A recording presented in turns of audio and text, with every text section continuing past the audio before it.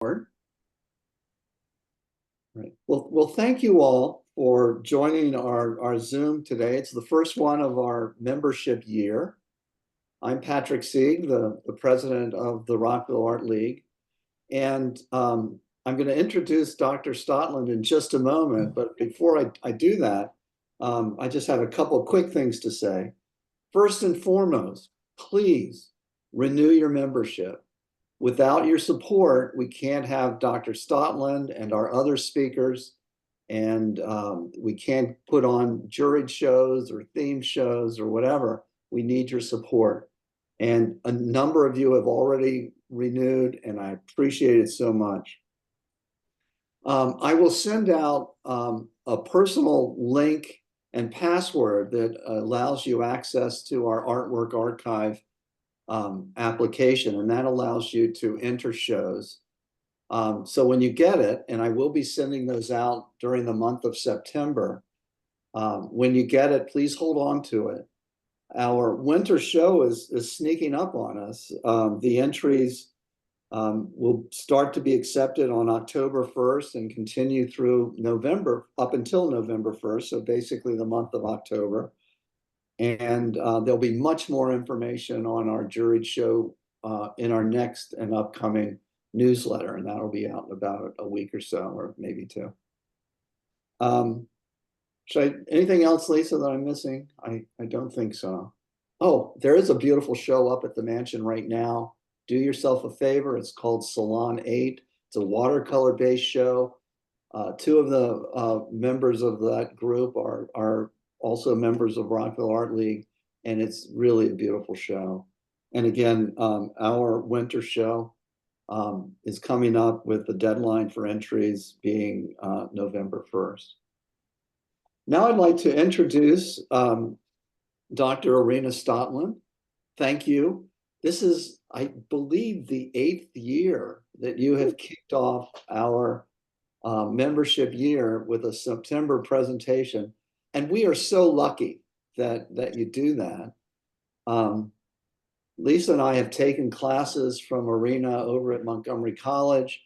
For a short time, she was teaching at the Yellow Barn. She speaks all over the place. She's written books. She received her doctorate in art history from Bryn Mawr College. She's a specialist in 19th century French art. Her research interests include post-impressionist self-portraiture, gender and sexual studies. Paul Gauguin is one of her most appreciated and she has the most expertise in him, and she's spoken to us about Gauguin in the past. But tonight, she is going to talk to us about something that I don't know anything about, and I'm so looking forward to it. It was Ukrainian avant-garde artists in Paris in the late 19th century and early 20th century. I believe that, but she'll correct me when we get into it. Of course, Paris and France was a magnet for artists from all over the world, but I'd not heard much about the Ukrainian avant-garde artists, and I'm looking so forward to hearing about that. So without further ado, I know you'd rather hear from Dr. Stotland versus me, so I'm going to turn it over to you, Irina. Thank you. Let's see, where is the share?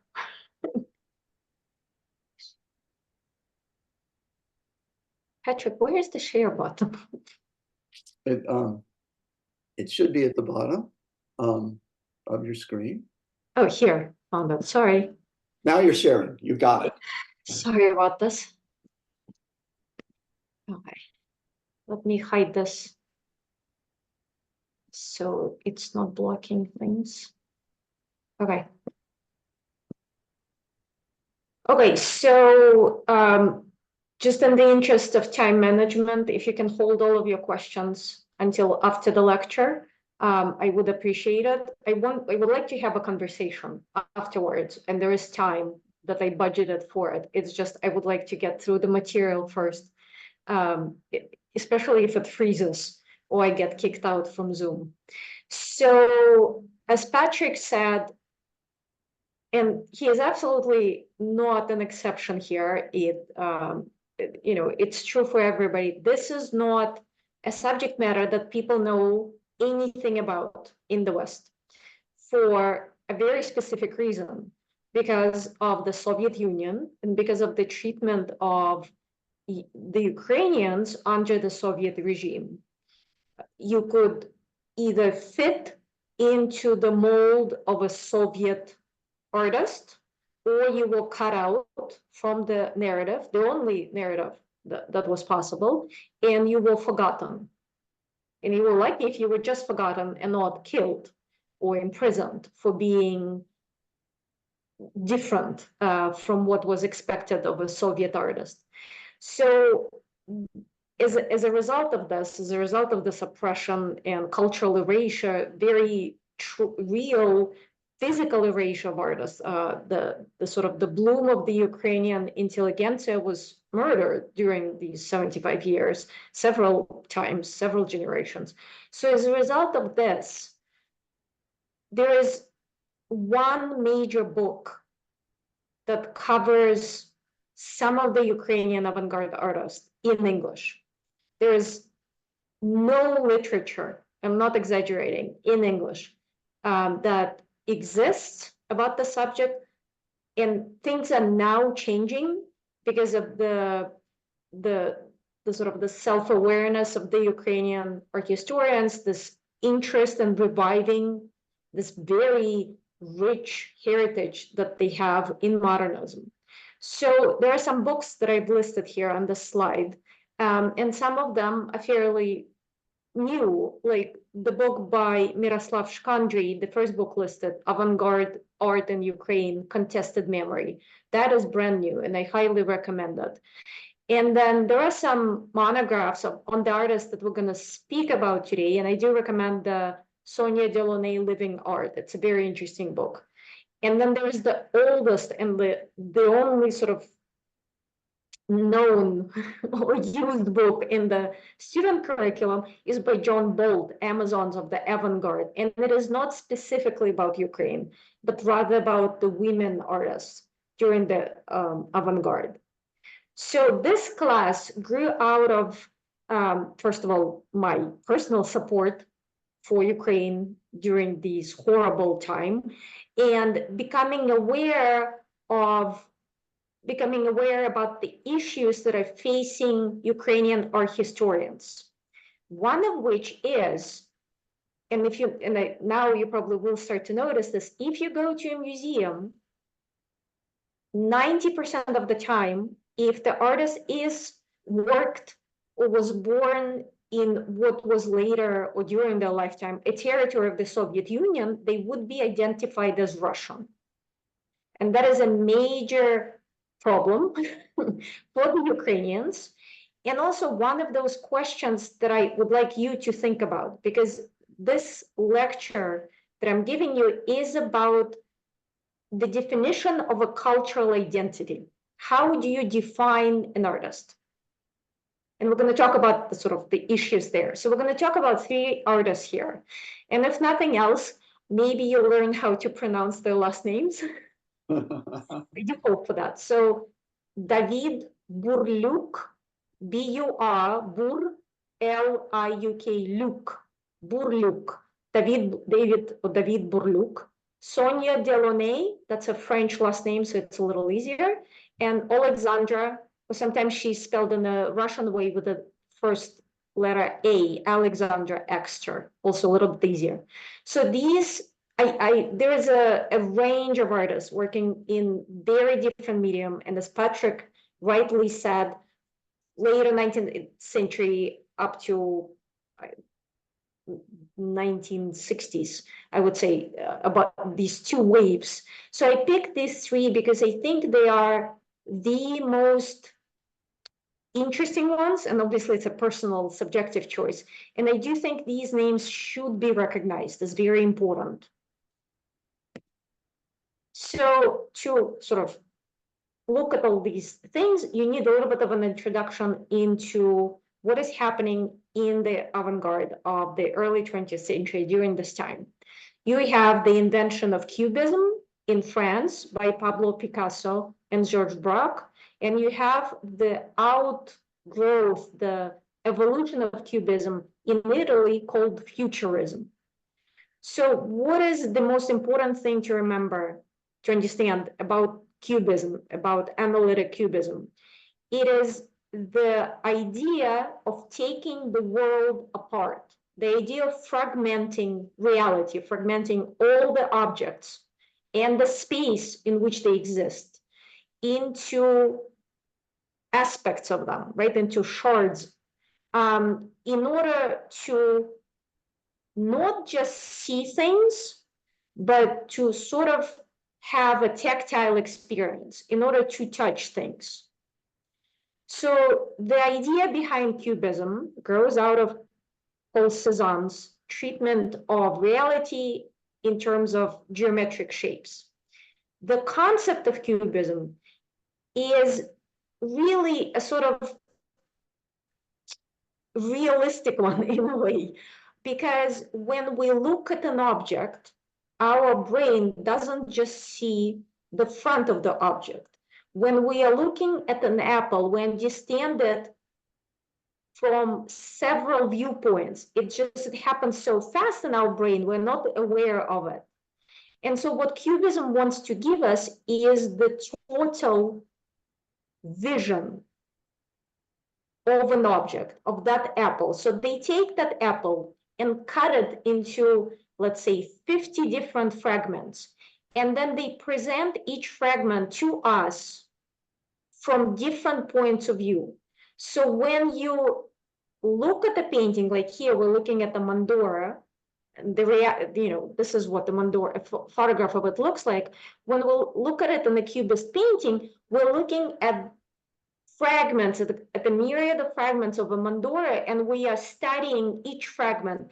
And then we try, and that is an intuitive response, when you look at the Cubist painting, you try to put things back together. So you now have all of this knowledge, perceptual knowledge of all of these fragments, and you're now putting it back together, and you get a more complete and more total understanding of an object. That is what Cubism is. So there is no position of a viewer that is fixed, because a viewer is going through this experience of moving around each fragment of an object. So it's a sort of a temporal movement that's part of this painting, the movement of us, right? So the embodied perception, not a fixed perception. You're not front and center of the painting. And you have this dynamic that's also part of the painting, which is when a static apple goes into this fragments in flux, because the artist had fragmented the apple. So it's going from static to kinetic. So movement in space and movement in time. That is what Cubism is giving us. And if you take on that path of a viewer of a Cubist painting, this is what the mental labor is that you are taking upon yourself. So Cubism is basically successive superimposed fragments that should come together in a total object and never quite come back together, because they're sort of suspended in a vacuum in the space that's also fragmented. It's usually muted. There isn't a whole lot of color in Cubism. As you can see here, it's sort of a range of black and brown. And then you have a development from Cubism called Futurism that starts to give us this very bright color. And it's a type of Cubist perception that's still fragmented reality, but Futurism is associated with the rise of technology. So it is the fragmented reality of an object that is moving very quickly in space. So here you have the dynamism of a cyclist. So it's a person on a bicycle that's been reshaped because of the speed with which he's going, and these forces have affected him, and he becomes, when things move very fast, they sort of take on a cone shape. And it's very bright because that color is associated by futurists, by Italian futurists, with technology. You know, the utopia of a robotic world that's full of color and noise. Okay, so that's the major difference between Cubism and Futurism, is basically color and technology. What we are going to be talking about today is a meld of these two that happens in the Ukraine, and then sometimes it later called Russian Futurism, which is a mistake because it's a Ukrainian Futurism. It's called Cubo-Futurism. And we're going to see how it is different from both of these things. Okay, so Ukrainian Paris, pre-World War I, there's a very large number of Ukrainians that come in Paris. They either work there for some time or settle there. They collaborate with their contemporaries. Paris is where you want to go because first it's the Montmartre of the Impressionists, and then it's Montparnasse, the school of Paris, which is what you get a little bit later.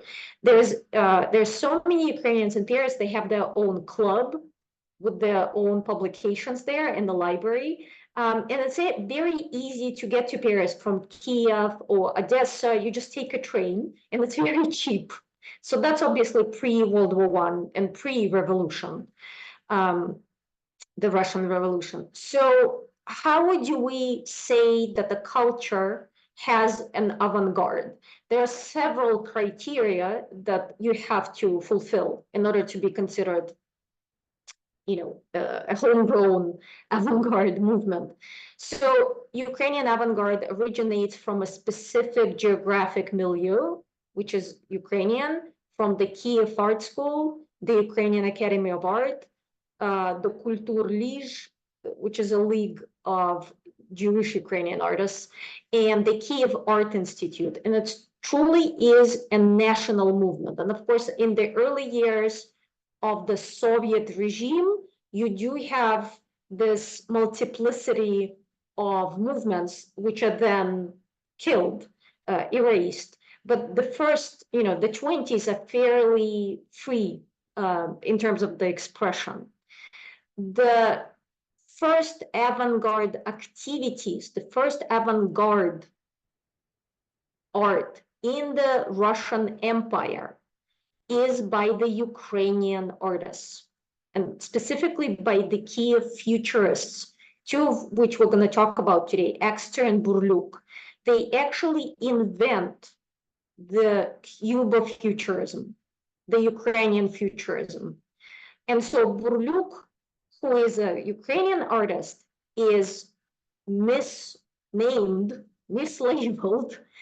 as the father of the Russian Futurism. So that is what happens when you're part of this sort of imperial narrative. You get swallowed up and your identity gets erased. So that is something that we're excavating now, putting it back in its right place. I would say the most impactful thing, the most important thing is that the Ukrainian avant-garde is not derivative of the Western avant-garde. There are original developments in Kiev and Odessa and Kharkiv, which take this cutting-edge Western style of primitivism and they reinterpret it using the vocabulary of Ukraine. So it's neither French Cubism or Italian Futurism, it's Ukrainian Cubo-Futurism. And it fragments reality, but it's never about technology, and it is about color that expresses emotion and Ukrainian references. And a lot of these references are to the Ukrainian folk art. Bright colors, vivid patterns, and even the subject matter. So Exter says, for example, that the Eastern contribution to Cubism, by which she means Ukrainian contribution to Cubism, is the color. So it reinterprets Cubism in a different way to Futurism, but it adds color. It's just coming from a different perspective, from the folk art perspective. So there is a precedent for using folk art in Kandinsky, in Blau Reiter, but it actually happens, well, it's not, we think it's the precedent, but it actually happens after a Ukrainian artist that we're going to talk about. So they are very much at the forefront of doing this. Looking to the native primitive art, rather than like Gauguin, for example, going off to Tahiti to find this vitality of primitive culture. Okay, so here is the problem. Questions to which I do not have answers, but a very good subject to consider. How do you define a Ukrainian artistic identity? What do you put on a label in a museum? Do you go by the artist's self-identification?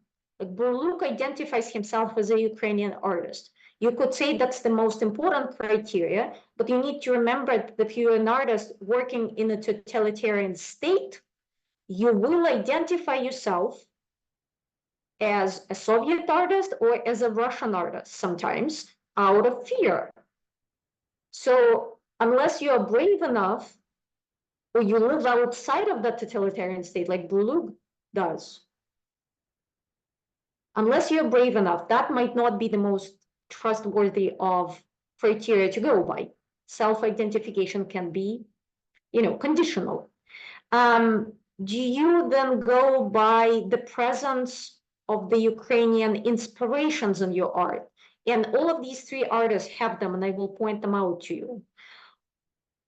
And the other issue is that there is a large number of Ukrainian Jewish artists, which now have been liberated from, from living in these very oppressive conditions of the Russian Empire, and have found the freedom of movement in the early years of the Soviet regime, or even before that, when everything fell apart. And their talent now has moved them to the avant-garde scene. So Delaunay and Exter are, one of them is Jewish, another one is part Jewish, and they identify themselves as neither, at least outwardly. They talk about inspirations, but they don't talk about these identities. But the point is, there are multiple facets to a cultural identity. And how do you define it for a museum is a very sort of interesting subject matter. So do you have a Ukrainian inspiration that you can see in these paintings? Have these artists collaborated with the other Ukrainian artists? Do they keep up the connections to the artists working in Ukraine while they live abroad? All of these things are here. So for that reason, I do think we can identify them as Ukrainian artists. So the first artist, the first painter we're going to talk about is David Burliuk, and this is him in his youth. He is born in this tiny village in the Sumy Oblast in Ukraine, and he dies in Southampton, New York. And his biography reads like an adventure novel. So he is educated in various places, Kazan Art Academy in Russia, Odessa Academy in Ukraine, Munich Academy, Moscow Academy, Paris Art Academy. So he is very much a sort of a cosmopolitan student of art. His family has a house in the Kherson area. So that's in this very interesting region that is a very ancient region, and this is where Homer, I think, identifies where the Scythians lived. And so when Burliuk is in that house in the 20s, in the 10s, he establishes this with his friends. He's staying at his house, and they think up this literary group, a futurist group that they call Gileo, Hylia, which is the name from Homer. the ancient Greek writings. And later on, it morphs into Cubo-futurism, and they put on plays, and they are scandalizing the bourgeoisie, and they fight a lot, and they paint their faces, as you can see in his photograph, and they're just this outlandish sort of performers before there is performance art. His early exhibitions are with the Blaue Reiter, which is a Munich avant-garde group of Kandinsky in Munich, in the Salon of the Independence in Paris, again, the avant-garde artist, French artist. And then one of his brothers gets killed in war in Saloniki in 1917. Another brother is basically murdered by the Soviet regime. There is now sort of this increased censorship that's put on the avant-garde, and he sees the writing on the wall that there's not going to be any freedom of expression in this country, and he decides to live and go to the United States. But this is now, there is no ease of travel, so he has this very long trip through Siberia to Japan, then to Canada, and then to New York. And he's working every place. He's a hustler, and he works everywhere he ends up. So in Japan, he becomes quite famous and known as a futurist artist. And then in New York as well. We're going to talk about this.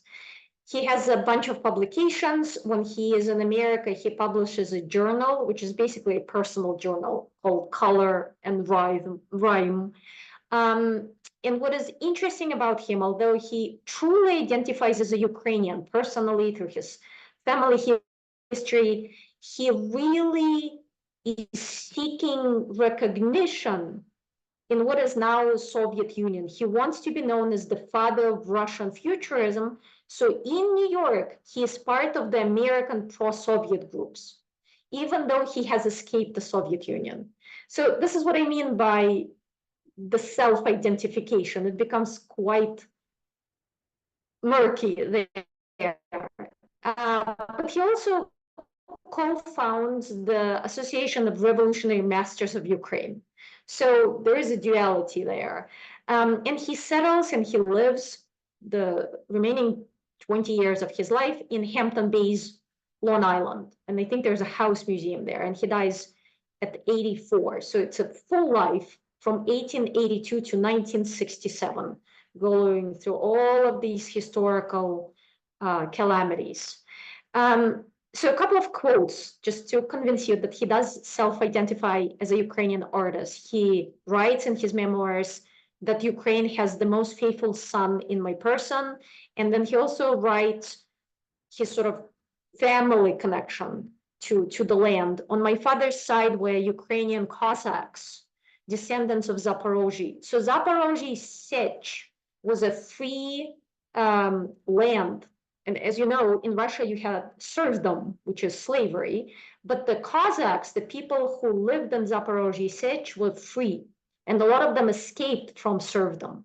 And it wasn't just ethnic Ukrainians living there, but they all sort of had this deep connection to the land, to the place there. Our street nickname, and he's talking about his ancestors, is Pisarchuks, which translates as secretary, and we were clerks of the Zaporozhian army. Of all the writers, he means the Ukrainian artists, I knew Mykola Gogol the best, having memorized many passages from him. Taras Shevchenko in Ukrainian was usually read to us by my father. So again, all of these sort of connections to the land. What is interesting about Burliuk, and I don't have time to show you everything, but there is no stylistic uniformity. He moves from style to style, whatever strikes his fancy at the moment. But there's always a lot of energy, and there's always a lot of focus on the surfaces, on texture, as you can see here. So Ukrainian references in David Burliuk. The overarching theme in his art is freedom, and it's defined as Cossack freedom, Ukrainian freedom, where serfdom never rooted deeply, as he describes it. And then you have the iconography of Ukraine. You have horses, you have steppes, you have Cossacks themselves, sunflowers, River Dnieper, all of these is right there in his paintings. So I sort of touched on this.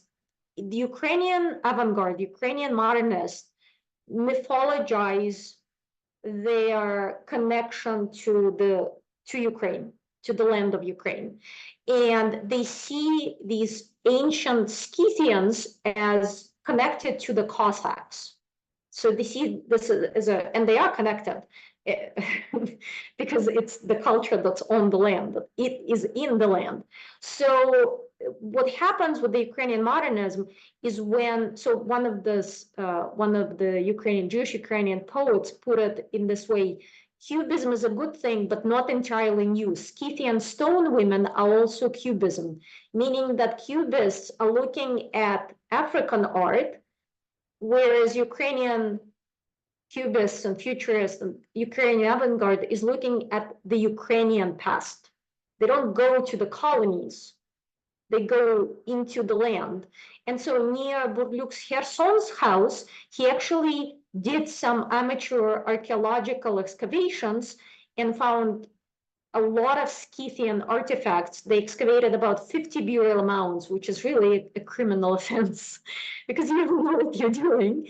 But his studio was full of these ancient Scythian art, and he also collected the stone maidens, which are these prehistoric ancient stone carvings of a female body that also was found in this area. And he defined primitivism as a meld of folk and Scythian art forms. So if you can look at this slide, this is a Scythian, it's part of the Scythian mounted archer. The archer is actually removable. So I just wanted to show you the horse. So this is 5th century before Common Era Scythian artifact, which is at the Met. This is an example from a Ukrainian region of Hutsul. This is an example of an egg, an Easter egg, the tradition that is still alive in Ukraine, where they paint the eggs to be blessed them in the church later on with these designs. It's a very, very old tradition, and these things also appear in Ukrainian embroideries, which is still going on. Again, it's a very old tradition that is still alive in Ukraine. So the shapes that you find on the eggs and in the Ukrainian embroidery will have, besides for the geometric sort of crosses and stars and sun shapes, you will have horses. And that is an ancient Scythian, as you see, shape. It is everywhere in Scythian art, and it is everywhere in Ukrainian art. And at first, so art historians have sort of figured this out, that at first it was a stag that carried the sun to the west, towards the land of death. He carried the souls. And then in later times, this sort of mythology carried over to the horse. So horses are very, very frequent in both Scythian art and Ukrainian traditional crafts that are still alive. It is so important that this horse is on the modern Ukrainian stamp. And where do we get this horse? It's one of the crafts that is still alive, and it's a horse sort of tied from hay, I guess, from straw. And what do you see on Burliuk's face? A Scythian horse. So his paintings have horses. if you remember nothing else, you're gonna get. Thank you. If you remember nothing else, you will see a steppe horse. A horse, a Scythian warrior on a horse or next to a horse, is really a metaphor of Ukrainian futurism. And even though he goes through all of these stylistic phases, from neo-primitivism, which is sort of a self-explanatory label of art, to Cubo-futurism. Neo-primitivism is on your left, Cubo-futurism is on your right. You will have horses. This for him is a personal symbol, and that is very much connected to his Ukrainian identity, personal and cultural. So this is at MoMA, you can see it there. This is 1908, and this is the style of neo-primitivism, and you can see here, it's sort of a naive art. And you can see even in zoom how much of a texture and the variety of texture you have in Burliuk. So this tactile sensations is very much part of this expressiveness that he's going after. And he publishes this article he calls Surfaceology, from surface, where he says, in my works, you find every kind of a surface one is able to imagine or to meet in the labyrinths of life. And what is the central shape in this painting? It is a horse, and it's a Scythian horse. And then you have a later work, more than 15 years later, called Carousel, from 1921. And this is Cubofuturism. And obviously it's a carousel, so you have to have horses, but it's fragmented planes of color, right? So it's Cubofuturists. But the color has nothing to do with technology and modernity. The color has to do with the expressiveness, right? The joy of the carousel, the dynamic that the color brings to the painting. And it's abstracted, it's flattened out. And you have these intersecting planes, which is what Cubofuturism is all about. Another Ukrainian iconographical shape, image, as I said, are the Cossacks. So he says, that's a quote from him, a child of the Ukrainian steppes, I have always been partial to horizontal formats because steppe has no trees, right? It's a horizontal landscape. It would be nice to transfer some of my paintings to Ukraine, to my beloved homeland. He's writing after he's left the country. So this is Cossack Mamai from 1908. And Cossack Mamai is a folk hero, a Ukrainian folk hero. And he always sits Turkish style, because this is Turks were, the Ottoman Empire is who the Cossacks were fighting most of the times. He has this very distinctive Ukrainian hairstyle where they would shave all of the head and leave the bangs, sort of. So it sort of looks like a horse. The horse's, what is it called? Forelock, I think. He has a horse to his right. He has a pike and a sword to his left. And he's playing a Ukrainian musical instrument, the bandura. And he stands for independence, military power, and the Ukrainian cultural ethos. And he's also smoking a pipe. So I wanted to show you something. So how alive this iconography is, and how there's this amazing continuity. So this is from the 18th century, and this is an unknown author, an unknown painter, and it's a woodcut, so cheaply mass-produced woodcut. Again, this is Cossack Mamai with all of his attributes. This is Burliuk, another one, and he does multiple Cossack Mamais. The same thing, this amazing continuity here. And actually Malevich, Kazimir Malevich, the famous Black Square, criticized Burliuk for using Ukrainian themes in his art. He said it diluted the cosmopolitanism of the avant-garde movement. And it was, archaic and retrograde, and it shouldn't be. You shouldn't do this. And so this is a contemporary monument in Ukraine, in Kiev, on the Square of Independence, on Maidan of Nezalezhnosti. This is in bronze. And who do you see here? Cossack Mamai. So this is a Ukrainian folk hero. This is I can't think of something. What would be an American folk hero? This is like Superman, right? We associate Superman with America. Cossack Mamai stands for Ukraine. This is the cultural ethos of the country. And then I just wanted to show you, so this is sunflowers and River Dnieper. The sunflowers, obviously, we're now all familiar with how symbolic they are of Ukraine. So this is life of a Cossack. There he is, Cossack Mamai, sort of, not, everything is in flux, everything is in movement, different planes of existence. So he's on one plane of existence here with his bandura playing it, sitting in the Turkish style. There you have the sunflowers, and you have one horse, two, three, four horses in here. And the river Dnieper, again, very much a symbol of Ukraine. So here, why do you play a musical instrument in a painting? Because this is about creativity. This is what music stands for. And of course, Burliuk is aware of it as a highly educated man. This is, again, both of these are from 1912. So you have this, it's called Ukrainians. And you have a battalion of Cossacks, which look like Cossack Mamai. And then you have a horse. And then you have this Cubo-futurist fragmentation of space, but the blue stands for River Dnieper.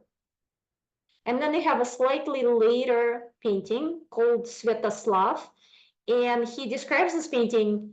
He says that he creates this picture of Svetoslav, who is a Ruthenian knyaz king, a konung, a military leader, a duke, in the style of ancient Ukrainian painting. So he's very much connecting this to Ukraine.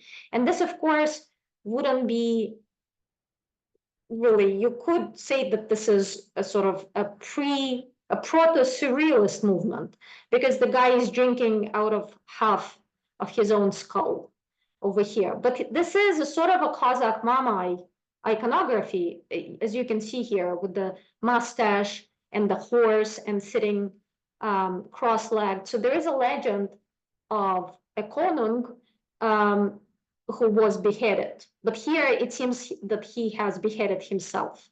So there is this very sort of idiosyncratic loss of meaning that we might not be privy to. But this is, I would bet $1,000 that this is a subject of a future dissertation.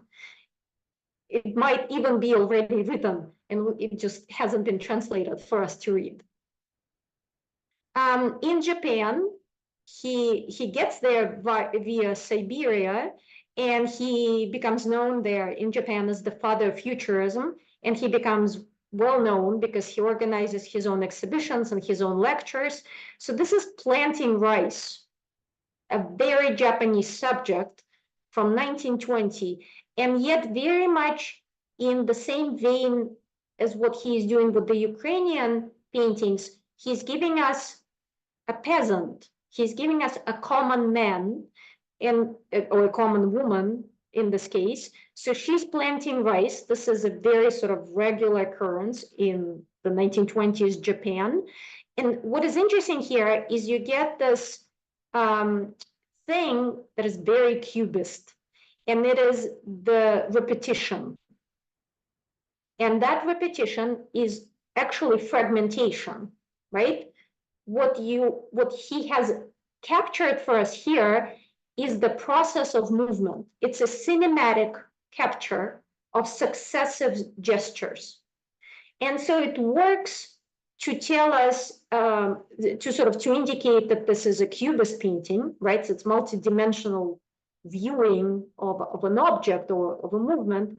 It also gives us the impression of a powerful movement, right? So many arms moving. There's a force to it. There's a dynamic. There is a sort of a physical reality of movement here. But it also indicates how repetitive this task is, because it's the exact same gesture that's replicated for us. So this, you would call this futurist if this was not a body, but if this was a machine. But this is a body that has agency. It's not part of, it's part of nature. It is within the landscape. It becomes part of the rice field, which are also repetitively represented via patterns. So that is the difference from Italian futurism. This is body as landscape, not body as machine. And color, of course, this incredible sort of Ukrainian color of the landscape. When he's in America, he once again changes his style, and he invents his own style that he calls radio style, which is all about the electromagnetic fields, and they are absolutely in love with electromagnetism during this time. And again, so you don't have a body here, you have an urban landscape. And actually, one of my students said that they've recognized this power station. So this is power station on the Harlem River from 1924. But again, this is not Italian futurism because it becomes a landscape. So all of these textured strands of electromagnetic energy and colliding spheres and the sort of textile interwovenness of everything is incredibly joyful. So it's this jubilant technological landscape that he's giving to us. Okay, so this is David Burliuk, and we'll talk about this at the end of the lecture more. Another artist, a different artist in terms of her style, is Sonia Delaunay, and she is born in Poltava region, which is Ukraine, and she dies 1979 in Paris when she's 94. So I found a photograph actually of where she's from. This is Gradishsk, I'm sorry. And this is the landscape, the colors of the landscape. So you know where her inspiration comes from. All of these Ukrainian avant-garde artists, you need to think about them in terms of color. That is probably the most Ukrainian part of them. So she is born Sarah Stern, and she is a daughter of a very, very poor. She comes from a dirt poor family. Her father is a laborer at the nail factory. And when she's 7, her mother tells her that she's going on vacation to St. Petersburg and then leaves her there with her uncle, with Sonia's uncle, who is wealthy and childless. And from that point on, she has a pretty privileged childhood. She studies in Germany, she studies in France. She is interested in post-impressionists and the Fauves, like Henri Matisse and Gauguin. During World War I, she's in Spain, and she meets Serge Diaghilev, who is the director of Ballet Russe, and she becomes involved with theatrical costume design. And she also opens a fashion studio called Casa Sonia, and she does interior design and fashion design there and becomes quite famous. In Paris, she continues with the textile design and theatrical sets and costumes. In the 20s, she again opens a fashion studio, and she has her own sort of pavilion at the exhibition of the decorative arts in France. And she goes bankrupt during the Great Depression, unfortunately. So because she is Jewish, when France is occupied, a friend of hers, a very famous friend of hers, has the ability to get them to America, but she can't go because her husband is dying and he cannot be transported. So she stays with him until he dies of cancer. And then she hides throughout World War II in the south of France. A lot of her friends and her son are in the French resistance. A lot of her friends are murdered in the concentration camps. But she is lucky because she escapes the persecution of Jews. For all that we are not familiar with her name, we should be, because she's the first female artist with the retrospective at the Louvre, the first one ever in the world. And during later life, she's poor, but she is recognized for her contribution to modern art. So this is where we talk about the multiple facets of her identity. She is born in Ukraine, and she is a Jewish girl, and she is born not just in Ukraine, but within the Pale of Settlement, the area where the Jewish people were allowed to live. And what frequently happened in the Pale of Settlement are the pogroms. I don't know if you know this word. A pogrom came to the English language from the Russian language, and pogroms is when a mob attacks the Jewish houses, robs and rapes and kills, and there is, they happen with quite a great regularity during the late 19th century and the early 20th century. So the last pogrom in Gradišk is 3 years before Sonia is born, 1882. So it's fairly fresh in the mind of her parents. And this is something they do talk about and worry about and fear. Even in the cosmopolitan St. Petersburg, it's not safe truly to acknowledge your Jewishness. So her uncle unofficially changes Sarah's name from Sarah Stern to Sonia Turk, his last name, that he also changed. So the Jewish settlements within the Pale of Settlements speak Yiddish, and she retains it. She speaks Yiddish, and she actually, we do have, when the state of Israel is, becomes a reality, she actually asks and talks to people in Yiddish and asks them to bring her things from over there. Her primary language is Russian because she grows up in the capital of the Russian Empire, and she later learns French, English, and German. So she is aware of her ethnicity. You cannot escape it within the Russian Empire. And the most sort of poignant acknowledgement of this comes from her diary. So 1903, there is a Kishinev pogrom that kills a lot of Jewish people. And there is a book written about this pogrom that she reads, and then she writes about this in her diary. And she writes about, she sort of acknowledges her ethnicity, but separates herself from it. She says, the people I belong to, but which I do not know at all, this universally despised people is presented to me in a new light. They are able, talented, and intelligent. So there is this dichotomy, really.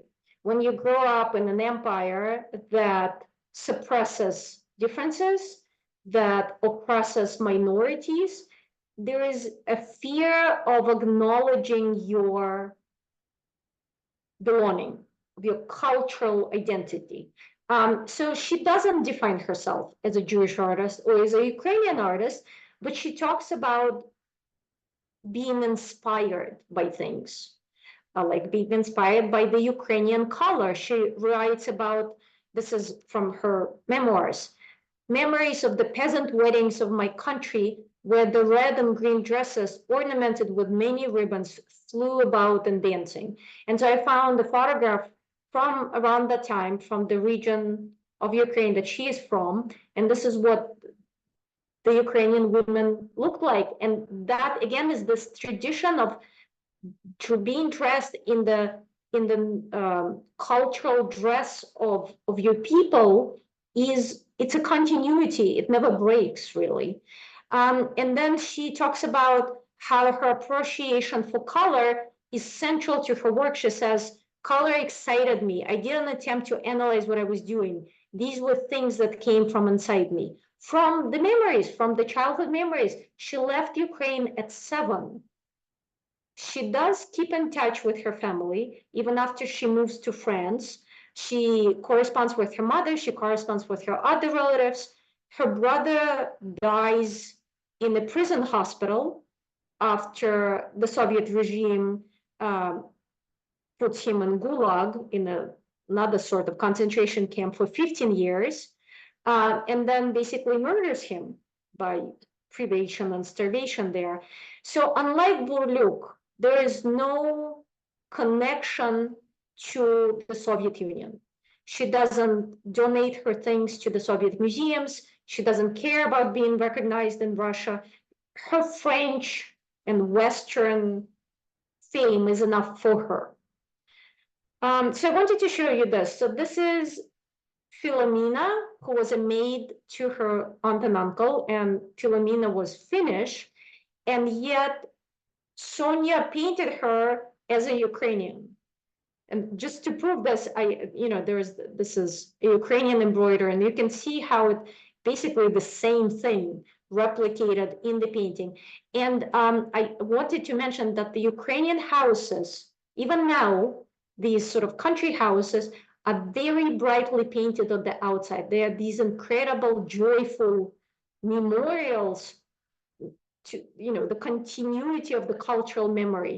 And they're not just brightly painted, they are painted with the ornaments and sometimes with shapes, the same shapes that you find in embroidery or on the Easter eggs. So this is the painting that puts her on the map. It's described as an extreme exaltation of color with complete flatness. You can obviously see the influence of Henri Matisse, the falls here, but this establishes her as the leader of the international avant-garde, because from this point on, you find things like this in Kandinsky, in German Expressionism, really. But she's most famous for this invention of hers. She invents this style called Orphism, from Orpheus, the most perfect artist, the most perfect poet. It's either Orphism or Orphic Cubism. So another variation of Cubism here with the fragmentation. And that movement, she starts it by making this blanket for her baby son. So this is a cradle cover or a quilt, really, from 1911. And so it is interesting, I'm going to talk about this. Ukrainian avant-garde does not differentiate, well, actually, a lot of the Western modernism they do not differentiate between high art and low art. It's an all-over sort of takeover of modernism. So what does she do here? She does, what is quilting? It's fragments of color put together, which is precisely what Cubism and Futurism is all about. And then it gets translated into her paintings, this is an example of it, we're going to look at it closer, called electric prisms. So this is a transition of Sonia from the earlier paintings, which are still representational. We recognize that it's a woman. And it's also a transition from Cubism to abstraction. In Cubism, you still recognize the shapes. They are fragmented shapes, but you can still sort of make them out. In Orphic Cubism, there is nothing to make out. It is completely removed from representation. It's non-representational, non-objective art. And its focus is on color. And the harmonies of color is a sensuous experience. And she says, if we could build a world of color where one could create emotions, where every feeling manifested itself by color, it would remove the lie from mankind. So for her, it's a utopian vision. It's a utopian, non-objective art, and she uses geometric shapes, and her particular favorite are circles. And again, she says that, so the movement is called Orphism, but the style or the technique, she calls it simultaneous design. And simultaneous is basically another way of saying that I'm going to put complementary colors next to each other to create this very vibrant, very intense contrast. So she says repeatedly that simultaneism for her, she drew on the pure bright colors of my childhood, of Ukraine, the growing watermelons and melons, how the tomatoes rimmed the houses with red, and the large sunflowers, yellow with the black center, spark in the light, very tall blue sky. So there's something about this childhood Ukraine that she retains and comes back to throughout her life. And she translates it into these absolutely cutting-edge avant-garde paintings. So these are electric prism series, and this is simultaneism, and this is very modern because it's actually about the modern city and the electric light halos, like the street light posts with all of these halos around them. And for her, it becomes the city, all of this light fracturing, all of these color harmonies that move and change, and you have this color rhythm across the field. Now, a very interesting project that was given to her by the French government, by the French state, was to represent the country at the International Exhibition of Arts and Technology in Paris. And it became a sort of competition of the political systems, because you had the Nazi Germany there and the Soviet Union, two empires, two totalitarian, expansive, aggressive states. Nazi Germany was represented by the infamous movie director Leni Riefenstahl, a favorite of Hitler, and Soviet Union was represented again by a beloved Soviet artist, Vera Mukhina, and France was represented by a Jewish couple, Sonia and Robert Delaunay. So perhaps a conscious choice by the French state. And so they were given this project to create the sort of mural of the cutting edge technology. And there you have a propeller for the Air Pavilion, 1937. And this is when she returns to painting, because these murals bring her fame and financial security. This is not a domestic work. It's not an easel work, and it's not a feminine work. This is very much a modernist work, a universal one that you have here. And it's all about, it's this very strong statement about the modernity of France and the technological advancements there. Now, I think the funniest project that we have here is when she collaborates with this Dadaist, which is Dada, basically translates as blah, blah. It's nonsensical. And it's this very shocking theater of the Dadaist, nonsensical words, nonsensical plays.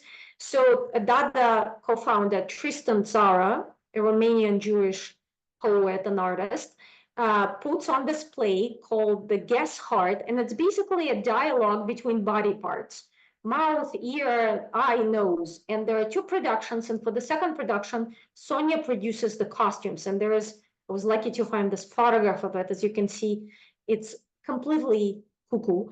But it's, again, about color and the fragmentation and the color planes.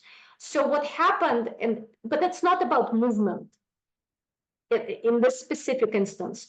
And we know this, so the artist had difficulty moving and running. We know this because another great Dadaist, André Breton, decided to split from the group, and he crashed the second production of The Gas Heart, went up on stage, punched a writer, broke another writer's arm, beat up all the actors, and then would fight with the audience.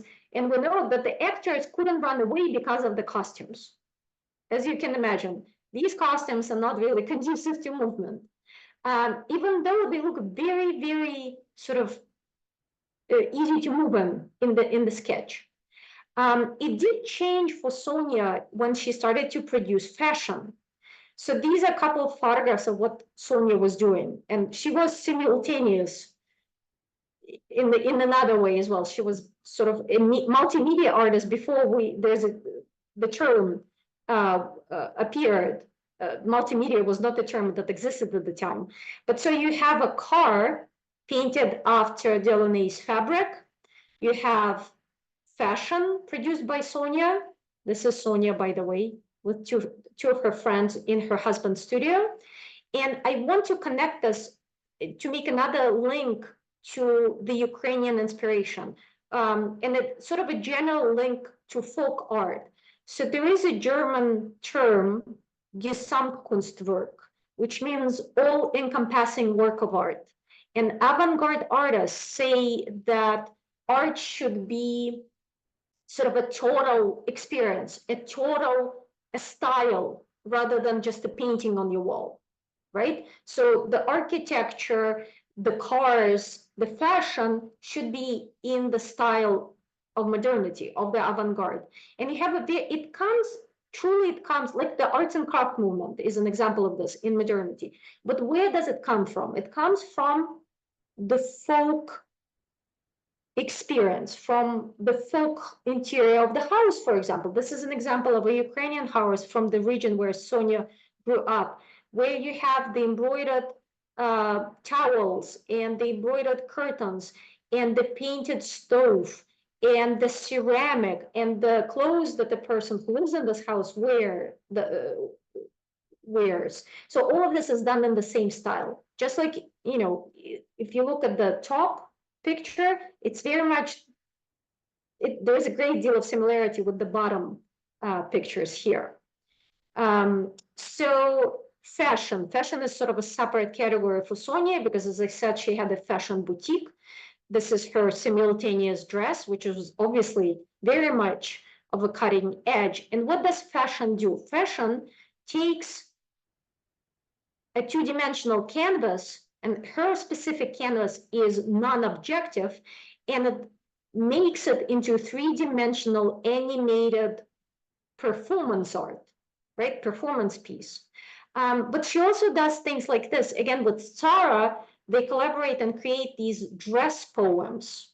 So this is a sketch, but these dresses do exist, and they have text on the fabric, and it's Dada text, so it's not connected, sort of fragments of text, and then you have the fragments of color, the planes of color, so it works together.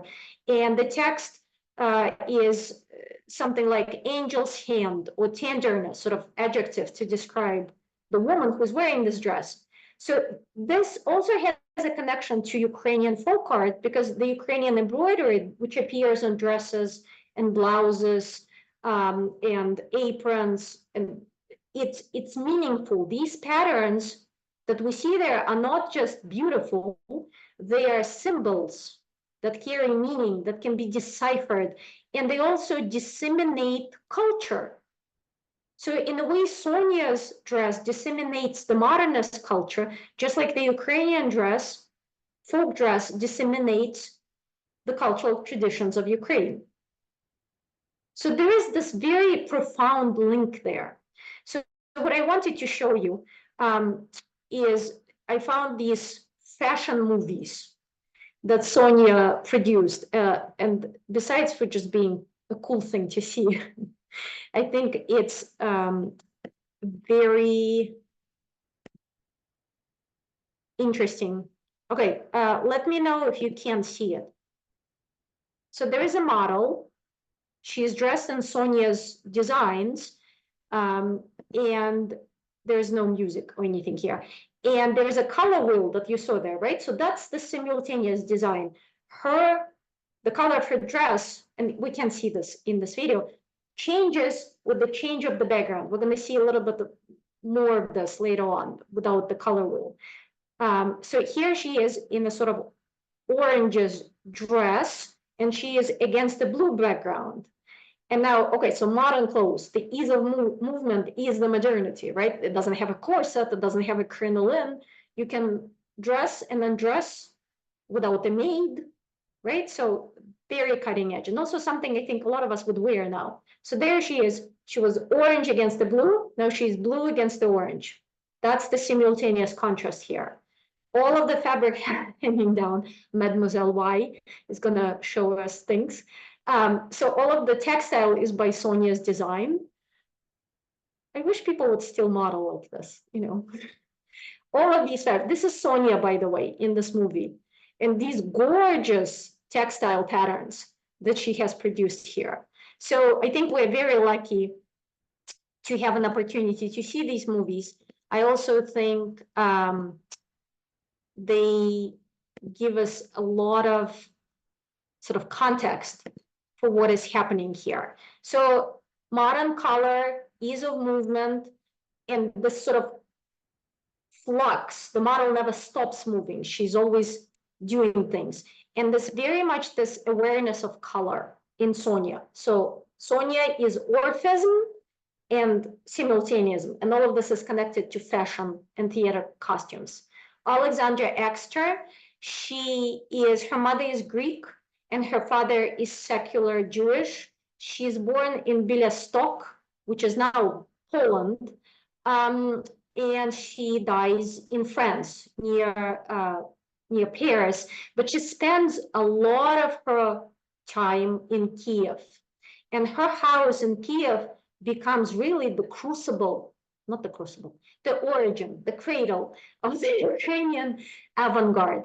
It is a studio where the sort of the bloom, the most talented avant-garde artists of Ukraine congregate, and she teaches there. So she's also responsible for sort of teaching people the modernism. She exhibits all over the place, and then she becomes part of suprematism established by Kazimir Malevich, and she's actually the person who introduces suprematism to the public. The Black Square becomes famous in some degree because of Alexandra Exter. I'm going to show you her greatest contribution to modern art is the way that she revolutionized theater. And it's still using Exter's innovations even now. She immigrates to Paris in 1924. She's invited to teach at Fernando Legier's Academy. Fernando Legier is a futurist and a very famous one. And she is one of the first modernists to become famous. There's a monograph published about her in 1922, as early as that. And then the second monograph about her is 1972. So 50 years of silence, of totalitarian silence, really, about her. And she's sort of forgotten post-World War II and is sort of revived again. So Ukrainian inspirations, Ukrainian references. If you add up all of the years that she spends in Kiev, and she spends all of her summers in Kiev, even when she lives in France, it's going to be about 35 years altogether. So that's a lifetime of being in Ukraine physically. And then if you read some of the contemporaries' commentary on Exter, they talk about, so this is a quote, her house was a mix of the European culture and the Ukrainian way of life. The Ukrainian embroideries hung among the Picasso layer and the Braque drawings. The Ukrainian woven rugs were on the floor. So a mix of things. And then she showed one of her visitors this nook, specific nook in her house that was full of ceramic dishes with the Ukrainian motifs beautifully transformed into cubist forms. These are my treasure, smiled Exter. The goods giving me money to live. So she seems to, again, this is, by the way, this is a house in Kiev where she lived, and we very easily could lose it any day if it comes under the Russian bombardment.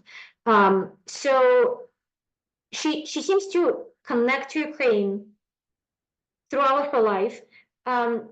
It is very obvious where she takes her inspiration. It is from Ukrainian folk embroidery. So this is an example of the hand-woven material for the skirts. This is the Ukrainian embroidery here. And this is a design of a bag based on the sketch by Exter. So what happens in 1905, she gets married to a lawyer who's very well sort of positioned in the Ukrainian society, and she meets Natalia Davidova, who's a Ukrainian aristocrat, and she is an artist herself, and she also collects Ukrainian embroidery.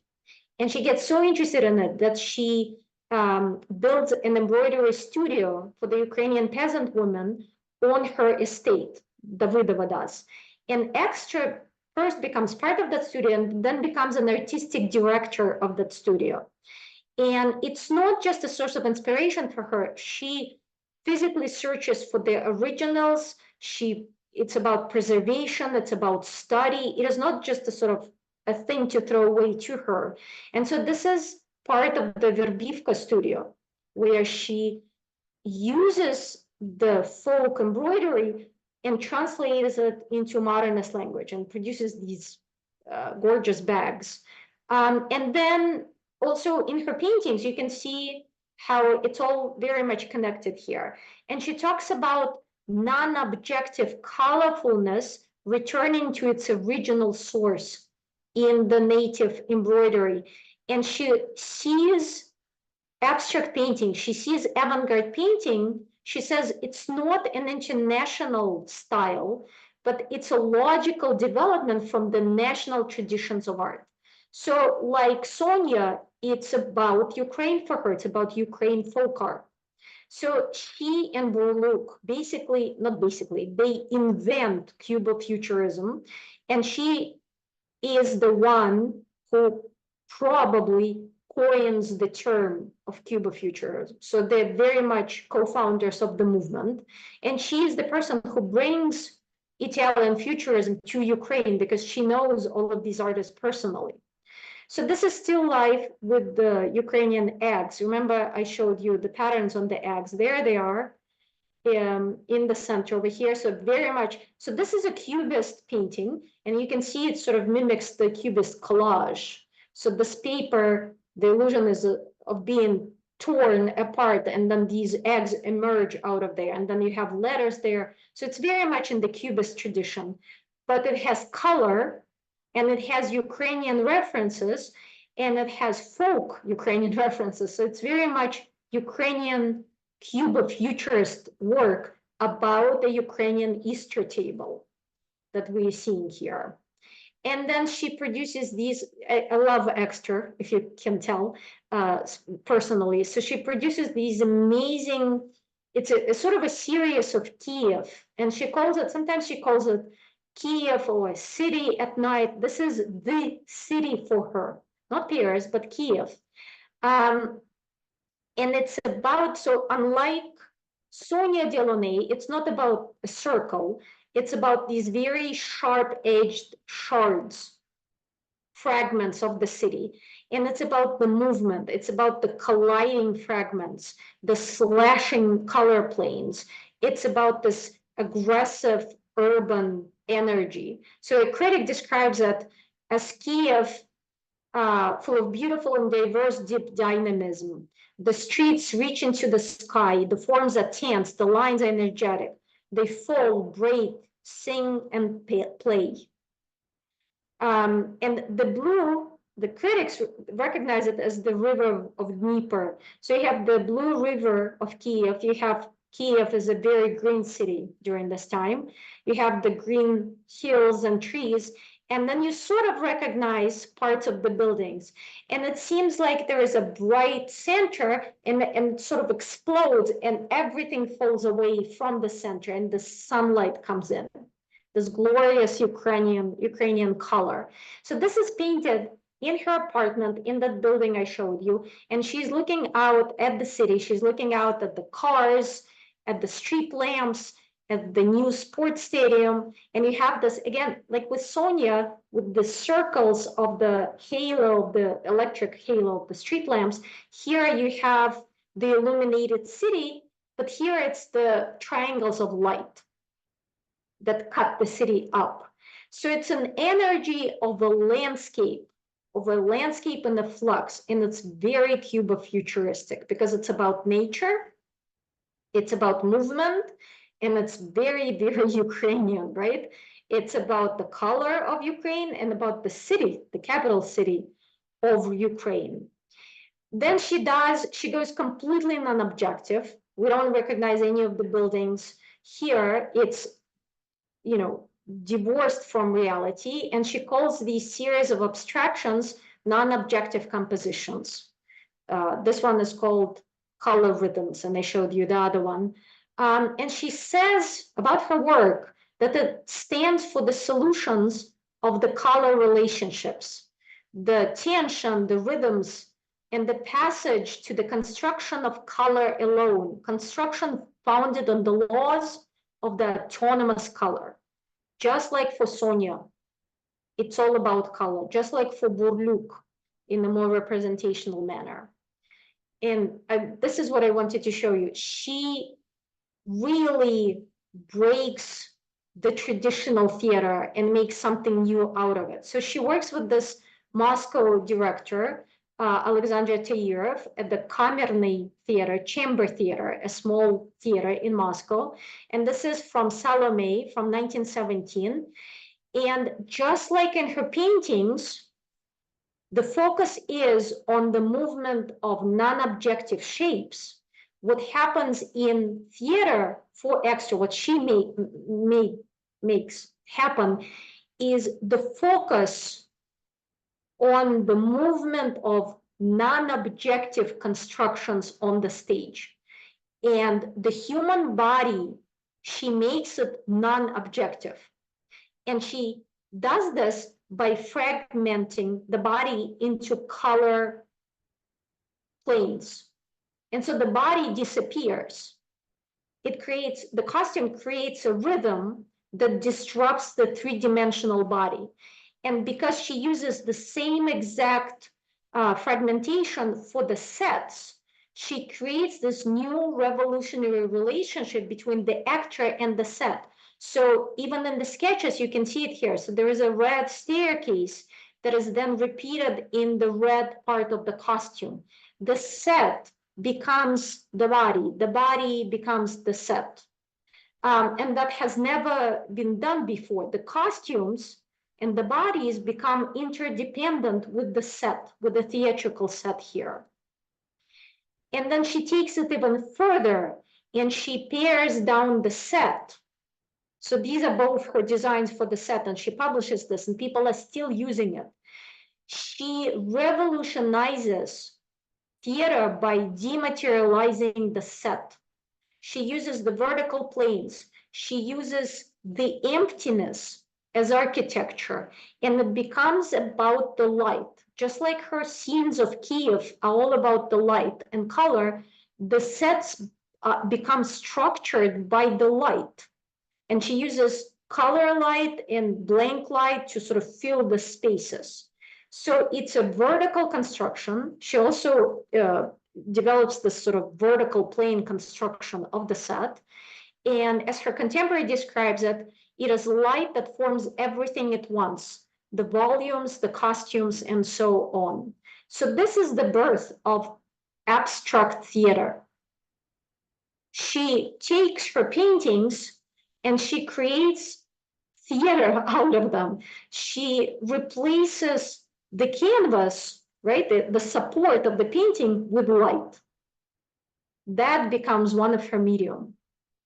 And finally, what I'm going to show you is the movie I highly recommend you watch because it's the most hilarious movie in existence. And it's this very early science fiction movie based on Alexei Tolstoy, I misspelled his name there, who's distantly related to Leo Tolstoy. And he writes this science fiction novella called Aelita at the Edge of Oikoumene. And the movie is released 1924, and it has the most deranged script I think I've ever read. And it's about a Soviet engineer who thinks he killed his wife in the moment of jealousy, and he flies away to Mars to organize a proletarian uprising there. And he is being watched from Mars by a Martian princess who falls in love with him. And her father is a tyrannical leader who keeps the working class, the proletariat, in frozen storage when they are not needed. And then they organize this revolution on Mars, but the princess takes over and she becomes the next tyrant. So all of this is completely insane, very entertaining to watch, a lot of overacting, as in silent movies. But what Exter does is she has designed the costumes, the Martian costumes. The sets are not by her, but the Martian costumes are by her. And it's the most avant-garde costume that you can see. So I'm gonna show you a minute of that movie because I am running out of time. Here it is. So this is Aelita is the princess of Mars, and she is watching our Soviet engineer. She's spying on him because she's in love with him. But she can't watch him all the time because she doesn't want the ruling council and her father to see him. So just pay attention to the to the costumes.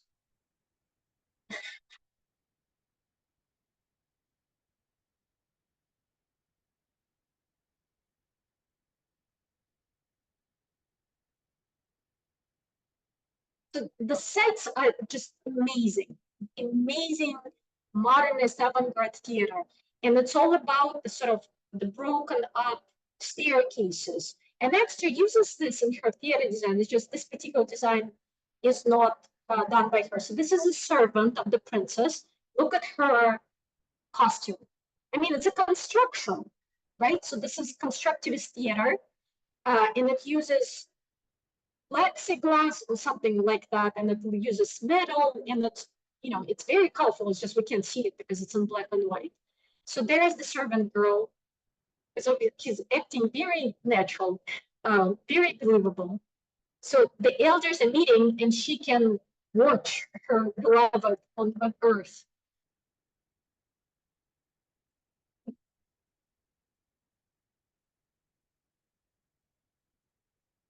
Just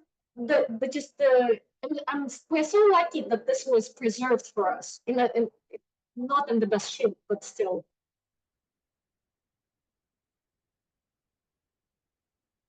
Somebody is spying on the princess. Oh no.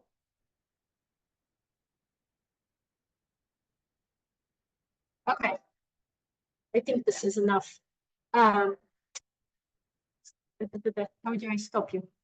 All right. And I wanted to show you the moment where, so there's the 1920s Soviet Union, people looking bedraggled, fairly realistic costuming, I think. So they're flying to Mars. Where is that sequence? The engineer is being suspected of the murder of his wife. So he's being trailed by a detective. So they figure out that the people are coming to Mars, and obviously they're aliens to Mars.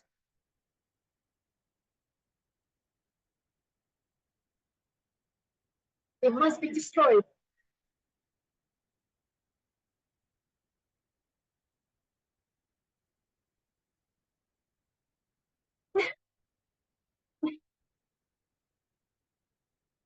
So that's her father. Mars is in danger of Soviet revolution. They must be stopped. So then you have, so there's the engineer, there's the detective, missing some teeth, as one does. And then they come to Mars. And of course, how would you, where is it? How would you greet the princess if you come to Mars? The makeup is just glorious. The raccoon eyes. So these are the robots. That's the Soviet detective with no teeth. I don't know why he has no teeth.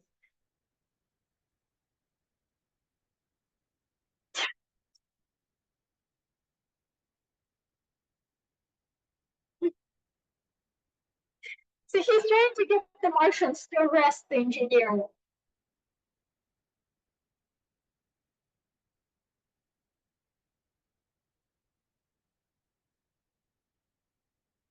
Okay. So the servant brings the engineer and his friend, who is a soldier, to meet the princess. There's our beauty. And she's obviously in love with him, and he's conflicted. There's the soldier who's not conflicted. But how do you greet the princess? It's very short for him.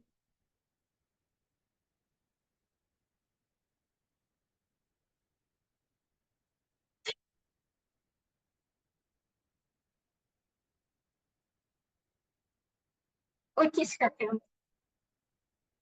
Obviously, it's love at first sight. Okay. He stop this. Okay, so the point, first of all, please watch the movie. I will feel personally sort of gratified if you watch it. You can find it on YouTube with the subtitles. It's Aelita, Aelita, Aelita. And it just, this is the genius of the artist that I wanted for you to be familiar with. And we're done with the lecture part. So I wanted to open this up for discussion. And you can ask me all the questions you would like, or if you have a comment, or you want to look at something more closely, please let me know. So please unmute yourselves and let's talk about this.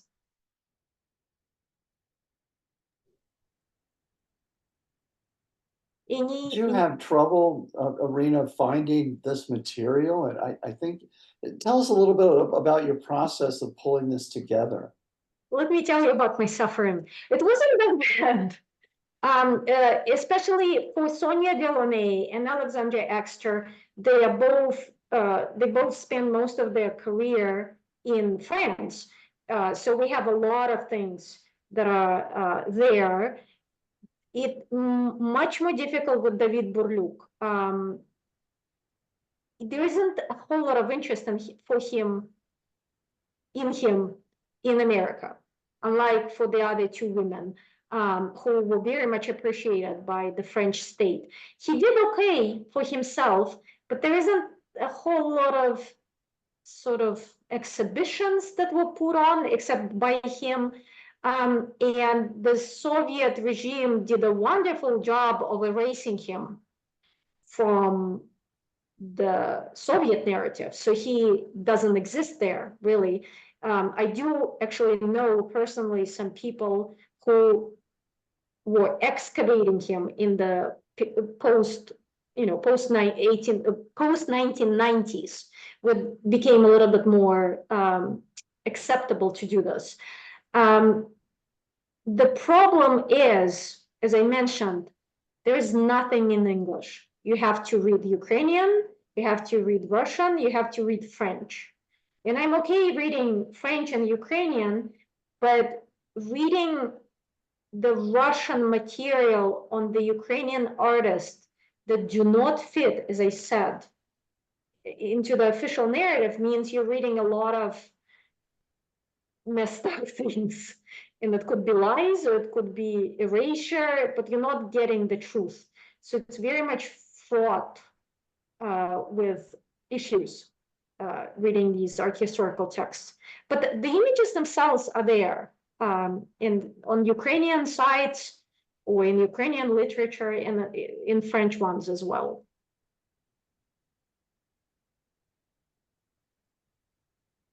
Irina? Yes, Sarah. I have heard of Sonia Delaunay, but I can't tell you if anything, had popped into my mind until you showed me images. Exter's color pieces, hard edge color pieces were amazing. And I saw it, they were done in oils. And honestly, I'm not quite sure how she achieved some of those color mixes that she did. But I noticed one of her works had, it was in a Russian museum. Yeah. And I wondered, I wondered if that was, what you spoke of, how these people were kind of brought back into the dialogue. Is that a sign that, would she have liked, there you go. Would she have been happy about that or have mixed feelings? Right. So sorry for interrupting. So a lot of these things became, as I said, acceptable post-perestroika, right? They were not on display before that. It was not a thing in the Soviet museum, but post-perestroika, for, as we now understand, a brief period, their historians were super happy, ecstatic really, to excavate all of those things, to pull them out of storage, to put them on display. So a lot of Ukrainian artists did end up in the Russian museums. Ukraine really doesn't have a lot because starting from the Scythian artifacts, all of these was officially looted and put into Hermitage or the Russian museum or whatnot. So that's one part of the problem. Another part of the question, one part of the answer. Another answer is that Exter, unlike Delaunay, did keep in touch with the Soviet artists. Okay. She did collaborate with Vera Mukhina that I mentioned, who was a Stalinist artist, really. If you ever seen a Soviet-produced movie, you've seen a monument by Mukhina, and it's the couple of a laborer and a peasant standing together holding the sickle and the hammer. So that's her. She's really a sort of a poster child of Soviet artists. Okay. So she was sort of, I don't know if she would be excited to, again, she was an acknowledged, recognized Western artist. It wasn't as important to her to be recognized by the Soviet Union. Burliuk, who never achieved this fame in the West, I think was a little bit more happy, would have been happy. But he was absolutely rejected by the Soviet Union. If you know anything about Soviet literature, the most famous Soviet poet is Mayakovsky, and Burliuk was the closest friend of this most famous Soviet poet, and he actually helped to make him famous. And he was sort of cut out from the biography. He was effaced, erased. He was not studied at all. So because Mayakovsky stayed, then Burliuk left. Okay. And he didn't just go to France, he went to America, which is a big no-no, really. How do you acknowledge an artist who escaped to, the decadent West? Would it have been better that Exter was still in Paris? Would that have made it a little more acceptable to bring her back to? I think so. I think, France, especially in the later Soviet years, you sort of, the French movies, Alain Delon came and visited Moscow. Actually, Elizabeth Taylor also visited Moscow at some point. So I think, but America was always the Yeah. the enemy. Okay. Not Europe.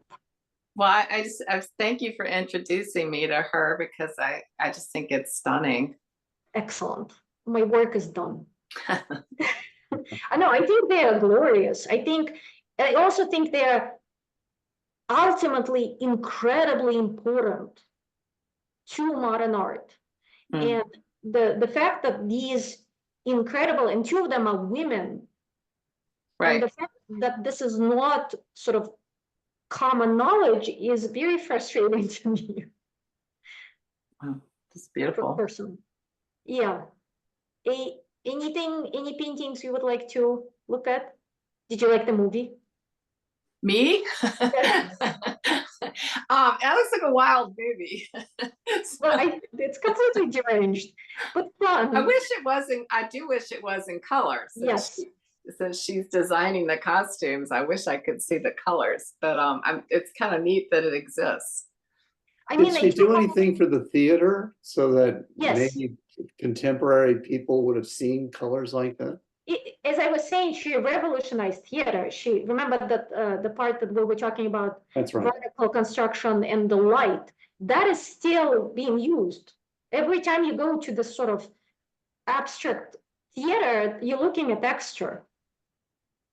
And they are studying her in theater design now. So the theater designers, artists, they do know her name. I do think Delaunay and Exter are a little bit, they are more known than Burliuk. But Burliuk is really this sort of dominant presence of Cubofuturism. And we talk about Cubofuturism and we don't talk about him. And he is an American, half of his, I don't know, a lot of years he spent in America, and there's got to be some sort of scholarship that has to happen here. I think you showed his work is at MoMA. Yes, some of it. And there is a house museum. Yes, June, you're muted. You have to unmute yourself.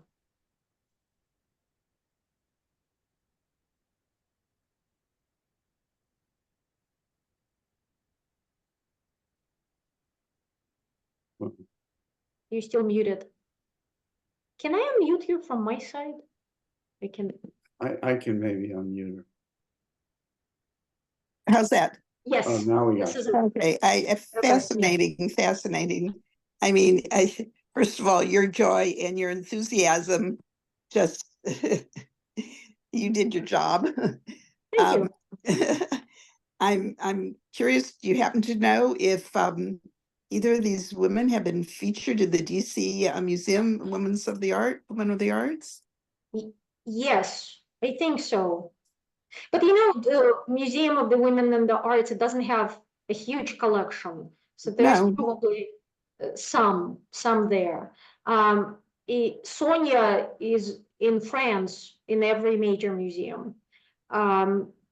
Alexandra Exter, I think a lot of her is in Russia, so that's not happening. I do think we have her in, let's see, Moscow, MoMA. So the sketches, the theater sketches on the right, that's at MoMA. Where is this? Let's see, Russia, private collection, the British Library. Oh no, that's for the, yeah, see, Extra would probably be in the French collection, and she should be at MoMA at the Met. I don't remember seeing her at the National Gallery. I should Google that. Sorry. Be interesting to know. I mean, you know, as it's like maybe they don't own their paintings, but maybe a special exhibit at some point. Yes. So the thing is with the lesser popularized artists, a lot of their work ends up in private hands, and then you don't know. You know, you don't always know where the private collection is. Sometimes that information is missing too. Or I actually found a lot of records from the Sotheby's and Christie's. So they are for sale. A lot of Burliuk's work is for sale if you have an extra $50,000. But sometimes it takes a while for the information of the current owner to trickle, you know, into our hands, into the hands of our historians, and to know where it ended up, because the record will just say it sold at Christie's in 2015. But honestly, if you have an extra $20,000 to $50,000, you should invest in something. Anyway, Then you'll write a dissertation on it, Irina, and it'll become famous, and your investment will increase. If I write it, yeah, nobody gets wealthy from a dissertation. But thank you for your faith in me.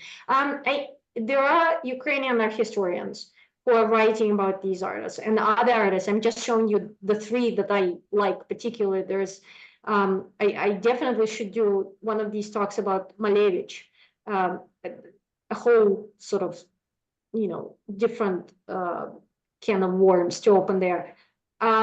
I think Ukrainian art history is on top of this, and they're very interested into researching this, because it's becoming, it's a movement, really.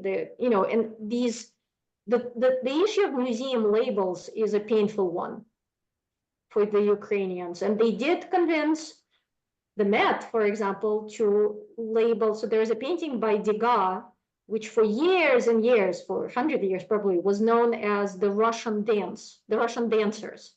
And in reality, and you could tell if you know, that they were Ukrainian dancers with the ribbons, with the wreaths and the ribbons.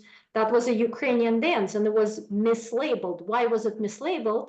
Because for the longest time, the Western viewer was not educated on the differences, right, within the Russian Empire. So everything that came from the Soviet Union was labeled as Russian, which is a very strange thing to do. But there's also a deeper sort of issue there, which I tried to raise here, but the multiplicity of cultural identity of an artist. Think about Chagall. He's born in Belarus. He lives most of his life in France. He paints his Jewishness. He's one of these artists where you can tell where his inspiration comes from. It is in your face. How do you label an artist like that? What do you write on the museum label? Is he a French artist? Is he a Belarusian artist? Is he a Jewish artist? What is the criteria? The problem is that in every museum, they decide things differently. But I have seen Chagall labeled as a Russian artist, which is, I mean, that's just erases the reality there, I think. So something to think about. I have no answers for you. Just questions here. Well, it's better to know lots of the questions than all of the answers. So, anyway, Irina, thank you so much for presenting to us now for the 8th year in a row. And we hope it'll be many more years in the future. I've just come away from all of your talks with a different perspective and new stuff. So thank you very, very much. Oh, I'm glad to do it. If anybody has any questions, Patrick has my email. You can write to me, and I'll try to answer the questions. Thank you again. Thank you so much. Thank you. That was really interesting. Excellent. I have indoctrinated another group of people. You have.